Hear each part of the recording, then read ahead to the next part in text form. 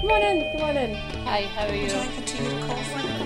I'm the one that takes a coffee before sugar. I think there's a seat over here. Give me a seat, I'll get a tea or coffee. Hello everybody, come in, please find a seat. Come on, I need a cuddle and a cuppa.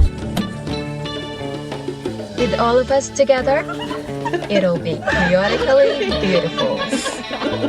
Let us all sit and enjoy the Brew A Blether. Hello and welcome to A Brew A Blether, a community-produced podcast funded by the Great Place Scheme and recorded in partnership with Erskine Arts about the lives of women and non-binary people in Renfrewshire. I'm Jules, this is Frankie. Hello. We're volunteers at Kairos Women Plus, and in this series we're focusing on women's heritage. By that we mean how women's lives are remembered. In this series we'll be talking about our experiences collaborating with Paisley Museum, poorhouses and poverty in Renfrewshire, the legacy of slavery in Scotland, and finally Section 28 LGBTQ+ education and representation. We wanted to explore some of the more marginalised voices in Renfrewshire's history, so our focus is not just on Women Plus, but on underrepresented groups more generally, working class, BAME and LGBTQ+ folks, and the documented histories we have uncovered, or more often struggle to find. We believe that documenting the lives of marginalised groups now is the key to a more representative history in the future, so we hope this podcast can contribute to a more representative heritage sector in Renfrewshire and beyond. This episode will dive into the heritage work we have been involved in at Kairos Women Plus. Our project Kairos Museum, in co-production with Paisley Museum, aims to make the lives of Women Plus, both today and in the past, more visible and museum spaces more representative and accessible. When the museum reopens in 2023, we'll be telling the story of the local Women's Co-operative Guild through their banners and objects as part of the Paisley Museum Reimagined project. We have also collaborated with Glasgow Women's Library on the Making a Mark project, delving into the lives of Renfrewshire's working class women, women artists, women in prison, women active in their communities, and also women who were admitted to the poorhouses and asylums of Renfrewshire. An exhibition about the Making Her Mark project has been displayed in Paisley and Johnston, and soon it will be travelling elsewhere. Let us know if you'd like to see it in your community centre or library. First, we'll hear a recording of an audiobook of a comic created by members of Kairos Museum about representation in museums and the potential of Paisley Museum Reimagined project. We'll then hear a conversation between Jules O'Brien, that's me, volunteer and member of Kairos Museum, Katie Wilson-Scott, our Senior Coordinator at Kairos Women Plus and the co-facilitator of Kairos Museum, Steph Donini, Audience Research Officer at Paisley Museum Reimagined, and Sarah Cartwright, who's our Social History Curator at Paisley Museum Reimagined, as we're going to be chatting about co-production.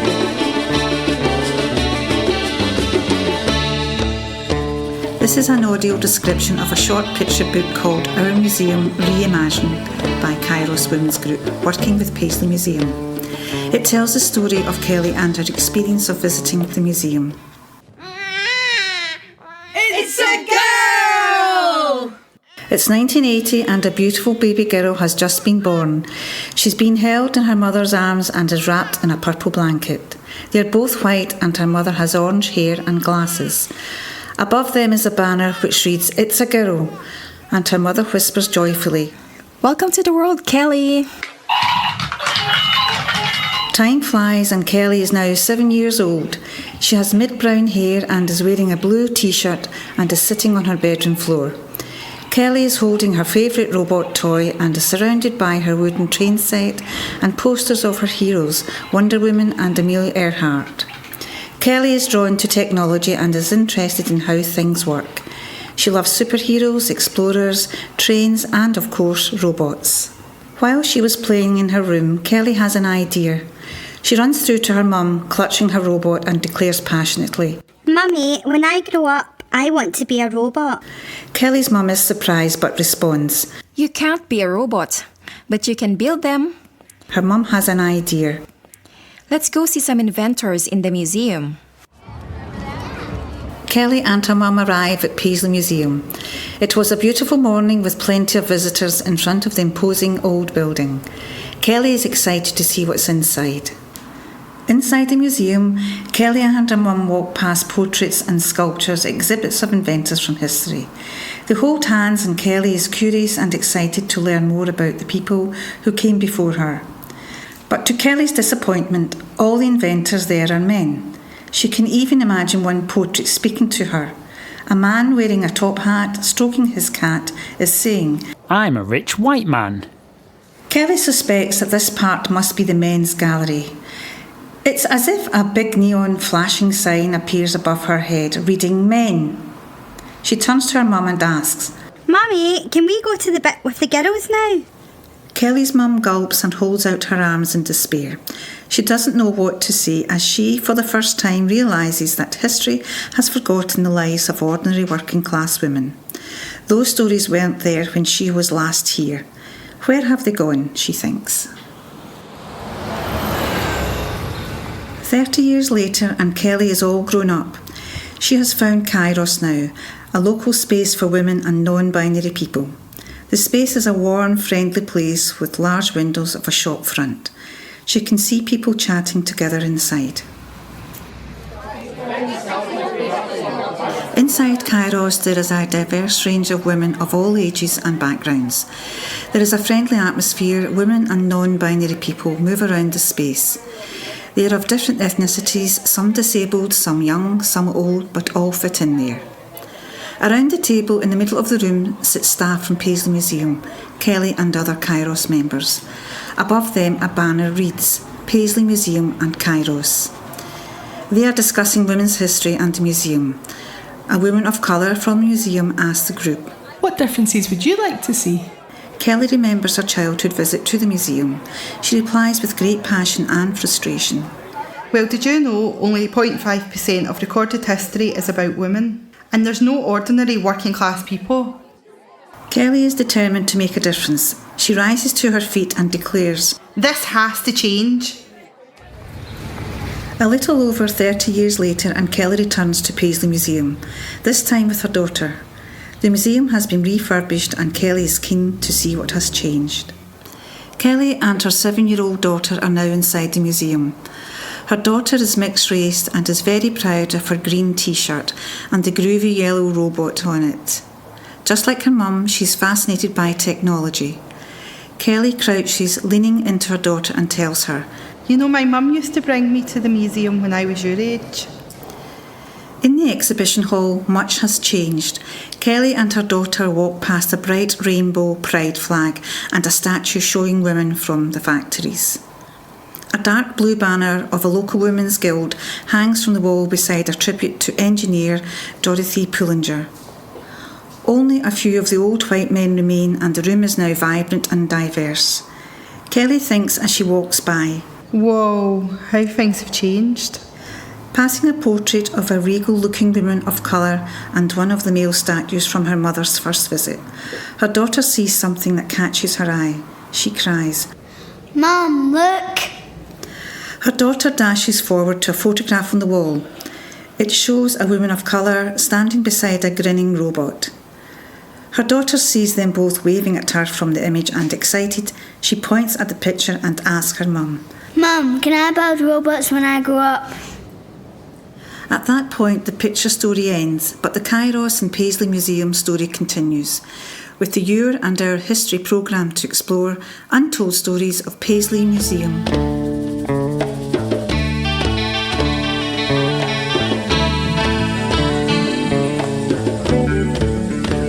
Hello, and welcome in. Would you like to introduce yourselves really quick? I'm Jules. You'll already know my voice.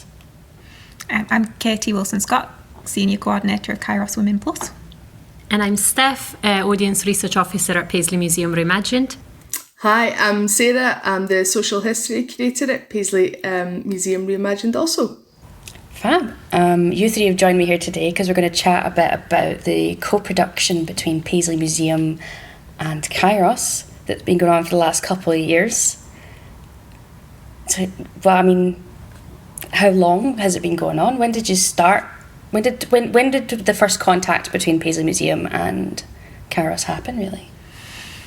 So it was back in September 2018, and that's when I bumped into James at a partnership event, and then at that point the co-production work had just begun, so it was quite an exciting time, and James was trying to find community groups and charities that wanted to work with the museum to try and start co-producing objects. So we just kind of went in head first and thought, let's go for it, let's see what happens. We brought a group of women and non-binary people together, and Sarah came along for that very first session to share a little about the objects in the collection related to women's history, and then it just grew and blossomed from there. I'm sure Sarah could add a little bit more to that story. Yeah, so James had spoken to myself about Kairos and the fact that there was a group that were interested in potentially doing some co-production on a story, but we weren't sure what story. So the idea was that we would come out and meet the group and bring a range of different stories that we're currently looking into and researching to see if any of those stories would be something that would appeal to the group.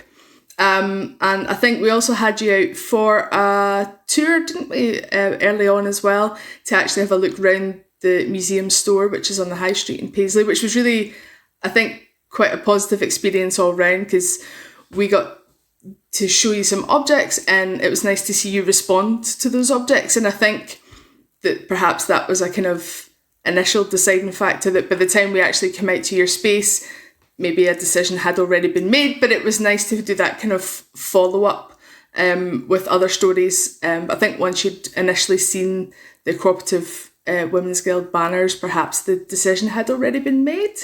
But that was the kind of starting point. So that was 2018, and we've been going strong ever since with the co-production, working on a variety of different projects along the way, including making an actual banner with the group themselves, which has been fab. And I think that's finished now, if I'm right, but potentially going forward, making a slightly smaller one because it got quite big in scale at the time. Yeah, that's right. We're going to make a smaller version. The one that we originally made was huge, so it will cover like an entire wall of a room. But it was a really wonderful opportunity for women to work towards something, and I think everyone really valued being able to delve quite deep into the way that the Women's Cooperative Guild worked. So the museum brought things around the colours that the banners, what the colours in the banners represented, and also things to do with the symbols, the shape, the size, how the banner was used, and we reinterpreted that for the modern day to look at, well, what do we want to say, what colours do we want to use, what's our message. And it ended with the beautiful tree in the centre with words that were all connected to it, and we used colours that we felt represented Kairos. So the tree was supposed to represent growth, solidity, something to kind of ground us and that we can grow from, because Kairos is all about reaching your potential. So lots of really exciting work's been going on. How do you think that this co-production process has affected you all?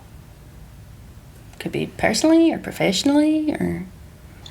I think personally for me, Kairos became quite a really important part of my working week. It became the kind of nice sort of Wednesday moment where you could take a breath, but take a breath with a bunch of people that were all aiming towards the same goal, which was really nice, and they all had the kind of similar ideas and drive behind what they were aiming for. And you know, professionally, the idea of co-production and outreach, or whatever the terminology is for it at any particular time, has always been really fundamental to my way of working throughout my career. The idea of people being involved in what a museum is then going to have on display for them can't be done without them.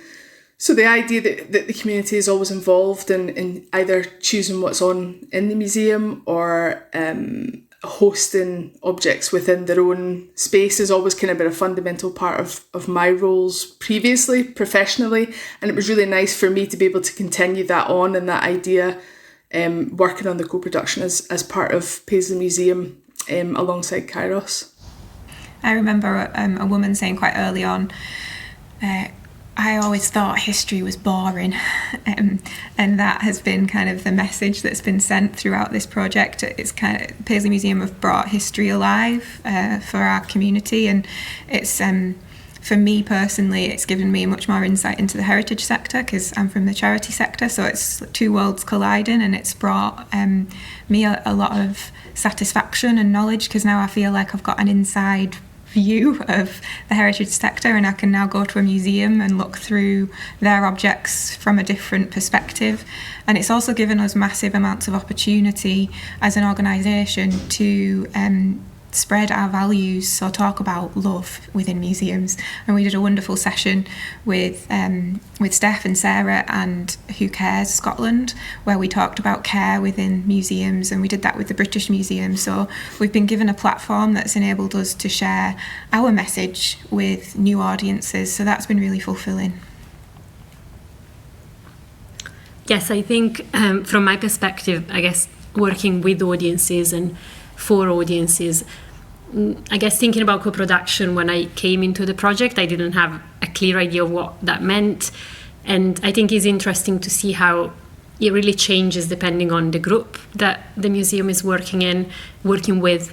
And that it's not a linear process that you can say, this is how it works. You start, you do it this way, and that's gonna be the outcome. Is much messier, and is much more about like the human care that comes into the process. And I felt, particularly having witnessed Kairos transitioning into the sort of pandemic state of working, where we all went onto being on screen and not being face to face in the same space. I felt Kairos really beautifully kind of embraced that state of things.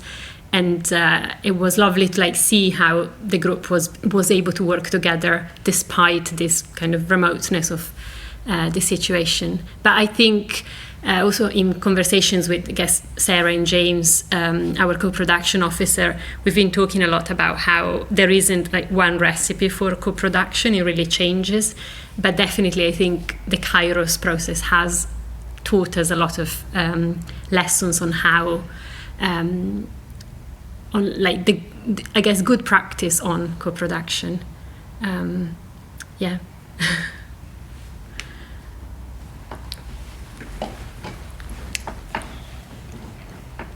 So going into it, you said you weren't sure what it was going to look like, Steph. How about you, Sarah? Did you have a sort of idea about how that was going to look? Did it change, or were you just going to be like, yeah, let's do this, see what happens? I think with any kind of co-production, it's dependent on the group that you're going to work with, and a lot of the time, it's clear from the start that perhaps groups have been kind of coerced into it and not necessarily fully wanting to take part or wanting to fully engage, and that comes from a range of different factors in terms of who's initially said, no, the group will work with you, that's fine, but actually have the group actually been spoken to, and has someone made this overarching decision?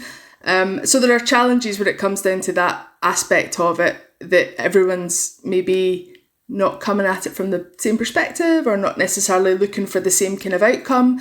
And those are just challenges that can be overcome from the start by having clear conversation and communication. But when it came to Kairos, it was very clear from the get-go how engaged they were in the whole process. The idea that they were so interested in the Cooperative Guild because they could see the parallels between the sort of the underpinning process of the Guild and how it related to Kairos, and they just kind of felt that connection initially. And I think a lot of it comes from, I mean, we could do week after week of workshops, but unless the group are bringing the same kind of energy and enthusiasm into it, I mean, you could shout into a void forever, but Kairos were always there, 100%.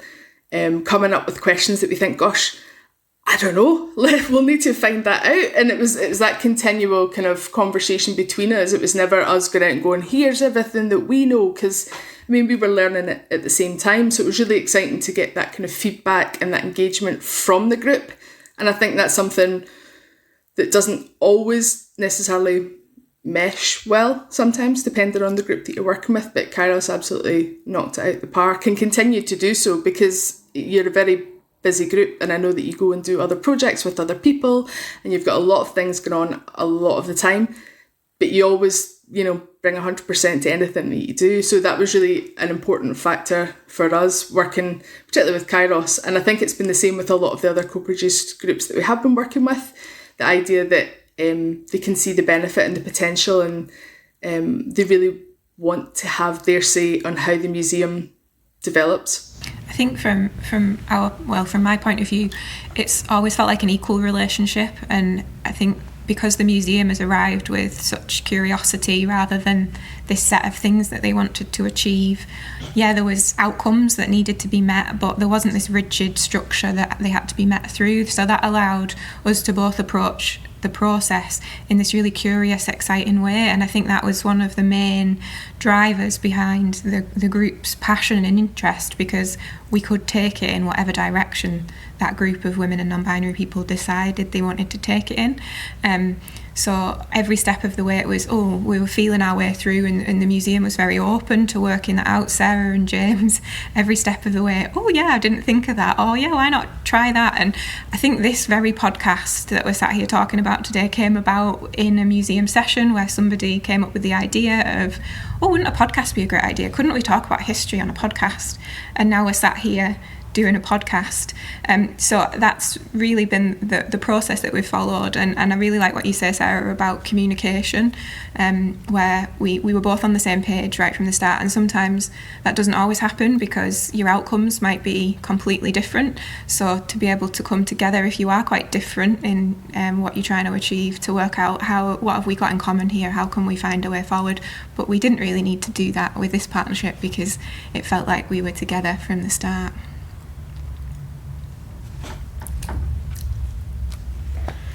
What drew yourselves to working in these sectors?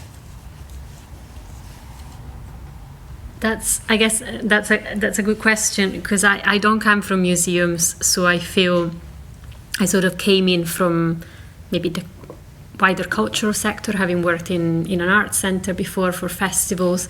So I think I'm interested in the museum as a public space, and the idea of what can you do in a public space. So I guess maybe before I look at the objects, I even start by just looking at what is there as a public shared space, as a resource for a community. So I thought the idea of Paisley Museum reimagined for the community, and also how Kairos, I guess, has approached this story, which was starting from an object, but then opening it up to making it relevant to people's lives, to people's concerns, people's desires, and maybe also people's anxieties. I thought that was something that resonates with the idea of creating a public shared space where people can come in with their own knowledge and kind of then use the museum as a resource, but not necessarily having to start with the objects as the first thing. And maybe that's something that we've talked a lot about in previous conversations, the idea of what objects get collected in museums, why do we value certain objects over others, and I guess, do we want to try and challenge some of those hierarchies that we've been accepting for a long time. And I remember also having a conversation, probably it was, I think, with you, Jules, about the museum and the idea of a safe space. So maybe that also connects with the idea of how do you create a public space that feels welcoming and accessible and safe for everybody to come in. But I'm kind of opening up lots of questions, so happy to go back to it later. I think for myself, museums have always been that place of discovery and excitement. And as a kid, certainly I was taken to museums as one of 3 children because they were free. And it was a place that you could go, and it didn't cost my parents a fortune to go out for the day at the weekend because you could go to the museum. And for us, it was about, as we were younger, you would run about and find the weird things in the corner and be like, oh my God, what's that? That's amazing. Ooh. And as we got older, you started to, delve in a bit deeper and investigate a bit more about the things that you thought, I don't know what that is. And sometimes you'd read a label and you'd go, I still don't know what that is. So I guess that kind of started off my curiosity with museums, and through my education and stuff, I ended up kind of focused on that as a job. It really interested me, and as I've kind of gone through that whole process, it's for me become the idea of an object is truly wonderful in its own, but the story behind that object is the bit that brings the object to life, the bit that humanises it, the bit that really kind of makes it relatable to most people, if not everyone.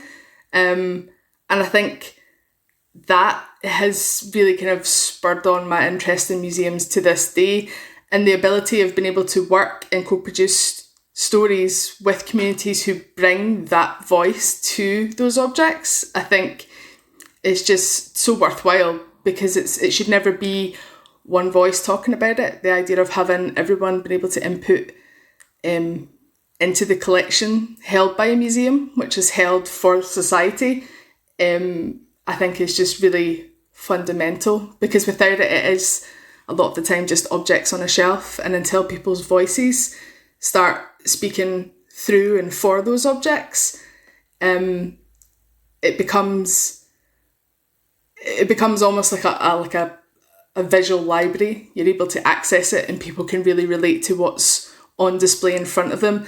And I think that's when museums really kind of come to life, and they speak for issues and they speak about important topics. And because it comes from people that have had experience of using those objects or working with them, or it relates to them in some way, you're able to really get that sense of that object through that person's voice. And for me, I think that's kind of fundamentally where my career has kind of eked its way around, and that's where I see the importance of the job that I do, and have the privilege of working alongside groups and objects at the same time.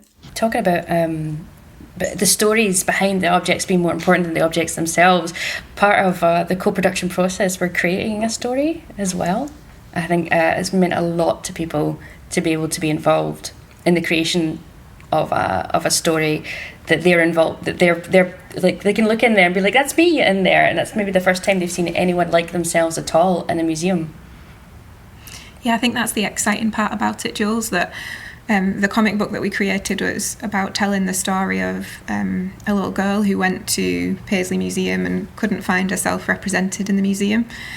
And she came to Kairos and she worked with Paisley Museum, and then she had a child and took the child to the Reimagined Museum and could see versions of that themselves represented, which is really what we're trying to achieve with this project. How do we find ourselves in the museums and the institutions that we visit? And my passion for museums comes from my dad taking me when I was a child, and always being interested in the social history, what happened to ordinary people during World War II, what happened to ordinary people in the 1950s, what were housewives doing. That was the thing that I found most interesting, because it related to my own heritage, my own past.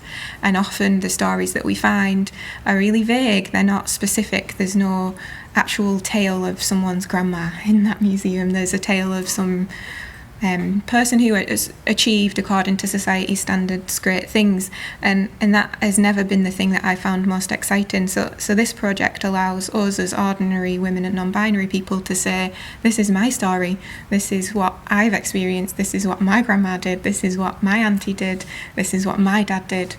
And those stories are the ones that are the most exciting for all of us, and that's the history we want to start collecting.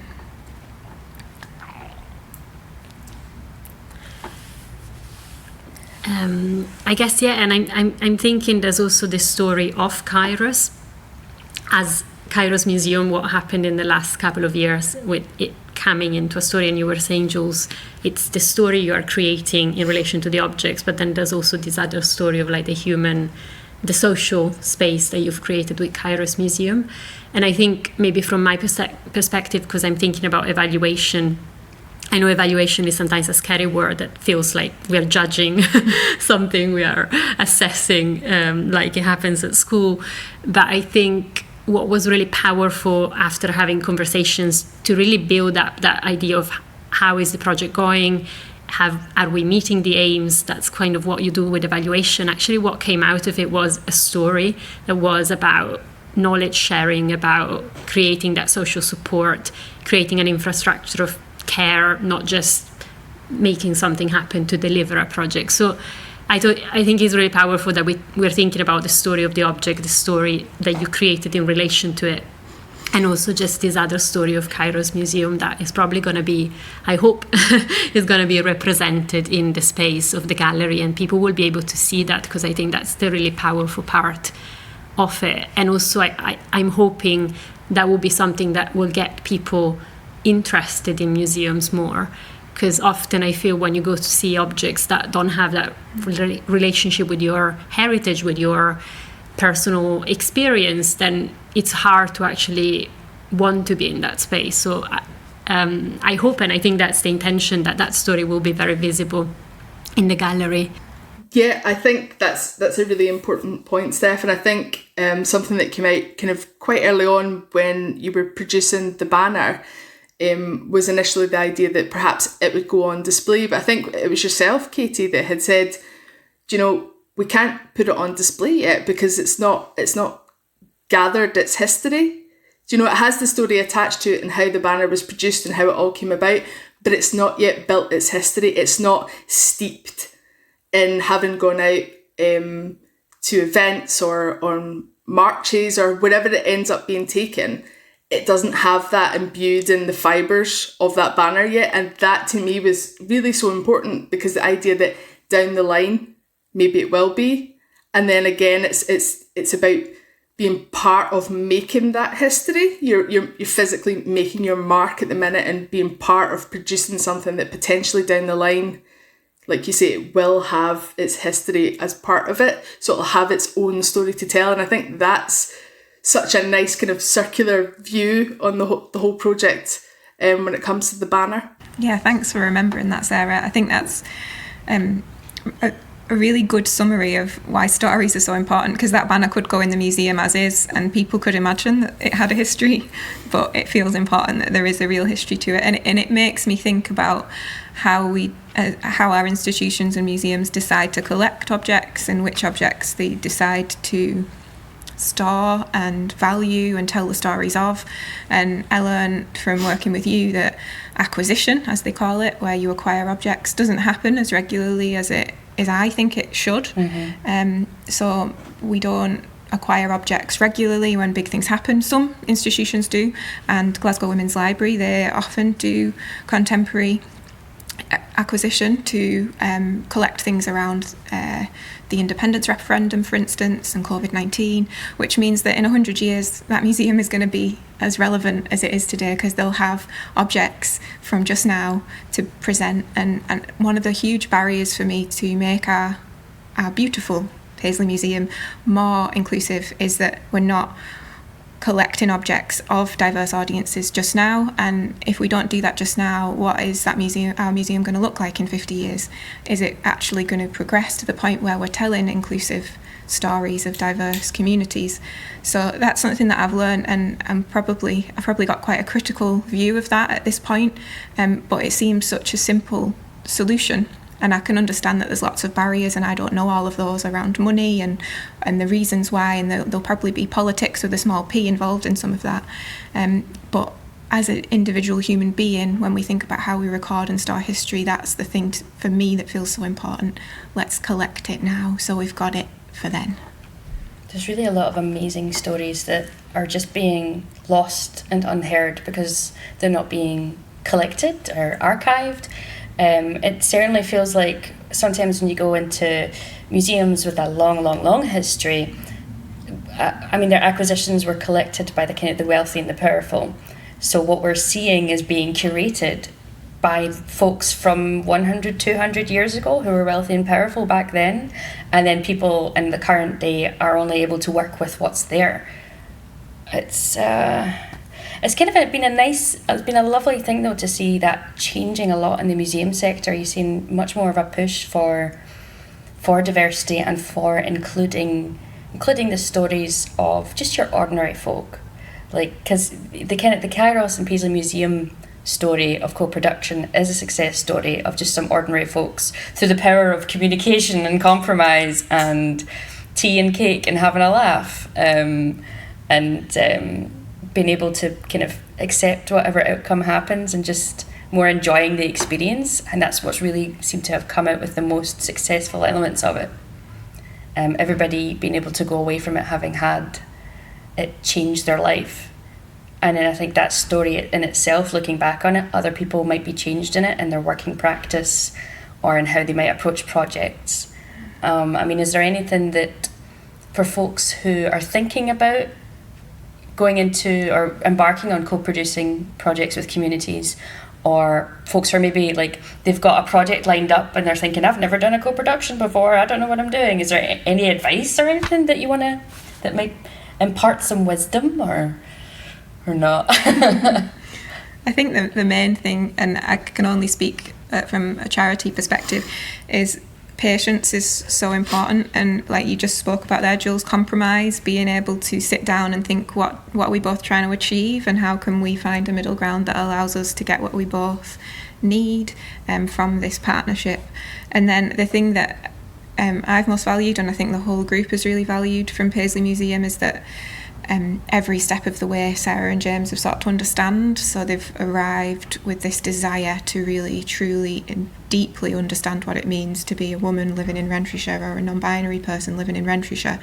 And James is a really good example of that. He is a man and he arrives in a women-only space, and he does so with such sensitivity and kindness that it means that he's made it safe for so many of us to be in that space with a man. And although for lots of women they'll think, well, what does that matter, I'm with men all of the time, that's a really important thing at Kairos, because a lot of the women that we work with have experienced quite complex trauma. So to be able to be in a space with a man is a huge step, and to have somebody like James who's safe, who's kind, who's loving, be a representation of what a man could be for those women who've never met a man like that before, that's a huge thing too. So just speaking from Kairos' perspective, those are the things that have been most important for us.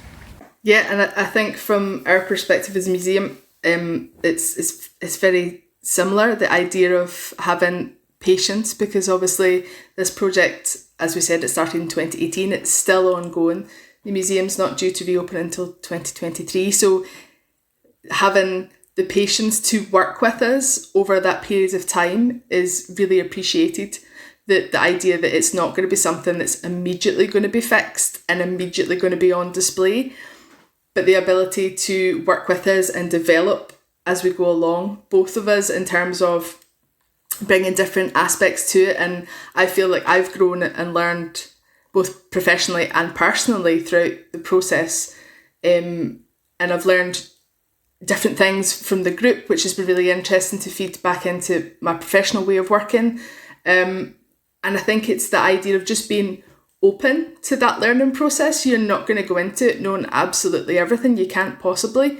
And I've learned so much from the women and non-binary folk at Kairos that it's been such an experience from my perspective as well. And the idea that hopefully the museum was able to give that bit back to Kairos, because obviously you're given your time and your valued input into the process, and that's a lot, as we say, over quite a long period of time. So the idea that we were able to give something back in terms of training and different skills based around that, the kind of idea of the craft making skills for making banners and cross-stitching, much to some of the group's despair at the start, but gradually as we went on, that did change. The attitude towards that was slightly more favourable. And then, things like oral history training and bringing in other voices from other institutions to talk about subjects that the group might find interesting, and also the idea that it's about talking about it in a wider sphere, so that we're saying, well, here's Kairos, the group, this is what they're about, this is what they're working on, and being able to relate that to what else is actually happening in the heritage sector, so they don't feel like they're a wee small island in the middle of everyone else that's resisting that kind of progress and change. So, reflecting on this amazing relationship that's been built between Kairos Women Plus and the Paisley Museum, and how it's grown and changed over time, and it's probably going to change more once the museum opens back up. And then, of course, you've got people who move on with their lives, or move to different parts of the country, and we might well have group members, different people coming along. What kind of steps can we do to can we take to I'm going to ask that again. What kind of steps can we take to maintain how good and how strong this relationship is? I think we've thought about that a lot, because it has become such a strong relationship, but it has been built based on individual relationships. And although we've got a wider commitment from Paisley Museum, it's always scary, isn't it, when you think, oh, we've built strong relationships between Sarah and I, or James and Jules. What happens if Sarah and James are no longer at the museum? Or what happens if I move on or Jules moves on? Like, those things are scary. And what I've thought about is how we can put practical things in place that enable us to think about how we work with the museum long term. And one of the things that I've mentioned a few times now is having a space that community groups and charities can rent, so that we could bring women to the museum regularly. So it wouldn't take a big commitment from Paisley Museum, a free space once a month, once every few months, that would allow us to stay connected with the museum that we now call ours, so that we can continuously bring new women and non-binary people along, start connecting them with our objects. And we've talked about things like creating a women's tour of the museum, and some of our women becoming volunteers at Paisley Museum and creating a tour that they could then once a month take women round, or take men round too, please come on the women's tour, so that they can start engaging with women's history on a more regular basis, rather than it being kind of a one-off thing.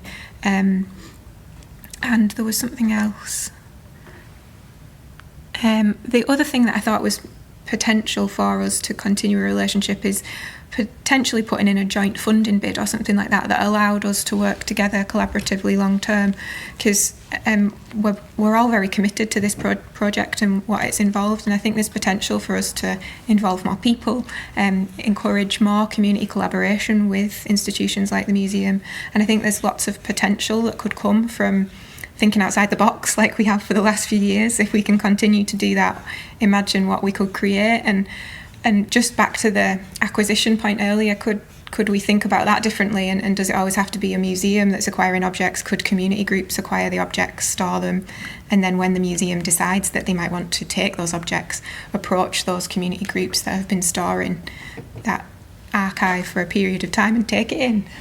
Yeah, I think that's a really important point. And again, it kind of leads back to the idea of how you've built up this massive capacity for the projects that you do that maybe have been stemmed from the work that you've done with us. For example, the podcast, but also the oral history idea of capturing women and non-binary in Renfrewshire area, their oral histories, and the idea that could potentially feed back into the collection at some point, whether it's in response to what's in the collection, or whether it's just a separate oral history archive on its own. And again, I think it would feed into that whole idea of who's the collection for, who does it represent, the idea of so much of the collection being collected by, rich white people, that a lot of the material that is in there might speak volumes about underrepresented groups, but they're hidden or they're censored. So the idea that these oral histories could in some way add into that down the line or respond to those objects allows that legacy between the groups to sort of continue on. And hopefully, having worked with a range of different groups, Kairos has built its confidence and they feel empowered to be able to work with other groups that they've met through the connection with ourselves at Paisley Museum, and be able to lead and take on other projects and bring in the groups that they've met elsewhere, for example, like Who Hears Scotland. So they're building their own capacity to take on projects that may or may not involve the museum in the same capacity as at the moment, but allowing them to expand and become that kind of confident group that I've seen that transition, that change from the start right the way through. The change has been massive, and it's been such a wonderful thing to be part of. And I'm just, as Sarah was speaking, I was thinking about the recent exhibition you've had at the Tannehill Centre, Making Her Mark, and I thought maybe that's one of the beautiful things about co-production, that it should have this generative effect of other things are going to happen, and the museum is only one space where things start, but it should be just a catalyst for lots of other things to happen. And also the idea of building the confidence so that it's different groups then taking on their own projects and making them happen. So I think it's really beautiful that there is that the exhibition that happened recently as an example of that. So I think that's great. Yeah, I think it's been a catalyst. The museum project has been a catalyst for a lot of other things. So it has been this opportunity to nurture our passion for heritage and take it in lots of directions, like writing biographies, working with Glasgow Women's Library to do an exhibition, creating this very podcast just now. So it's been the start of something really beautiful, and I hope it'll continue to grow and arms and legs over the next few years. Yeah, it's amazing seeing some of the changes it's brought about and people working together like this and having all these opportunities, including this opportunity today. Thank you, folks, for coming in and chatting to us about your experience of the co-production process. Hopefully you don't get soaked on the way out, because it's a very rainy day today. I know Sarah's fine, she's down on the other end of a laptop screen, so you're all right. But yeah, thank you very much. Thanks, Jules. Shall we go have some tea and cake now? Yeah, Let's get tea some and cake, biscuits. please. Thank you. Thank you.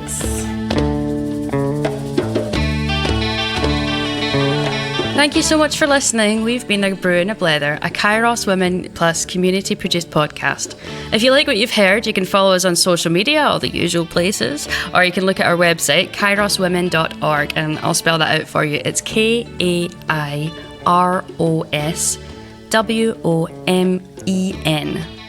If you have any questions or comments on the series, we would love to hear from you. Please get in touch. This series was made possible through the Great Place Scheme, a project funded by the National Lottery Heritage Fund and delivered through Renfrewshire Council. The music you've heard is by Lakbay Lahi, the song Pag Ibig, which means love in Filipino. Love is central to our ethos at Kairos, and a lot of love and volunteer time goes into all of our projects. Thanks to the guests and volunteers who give their time to make this podcast happen.